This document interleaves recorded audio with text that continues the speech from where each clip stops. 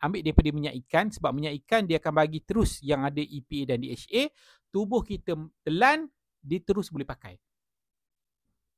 Kalau daripada tumbuhan, tubuh kita kena tukar dulu.